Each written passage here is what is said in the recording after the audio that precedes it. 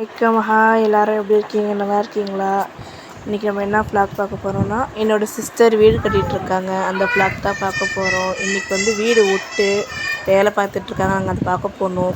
யாரும் வேலை பார்க்குறவங்களுக்கு சாப்பாடு, சிக்கன் பிரியாணி, தக்காளி ஜாம், ரைத்தா, தால்ச்சா, எக்கு அவிச்சு எல்லாத்தையும் பேக் பண்ணிகிட்ருக்காங்க. எல்லாம் ரெடி ஆகிடுச்சி. அதை பாக்ஸ் மாதிரி போட்டு எல்லாமே எடுத்து வச்சிட்ருக்காங்க. வீட்டில் இருக்கிற எல்லாமே.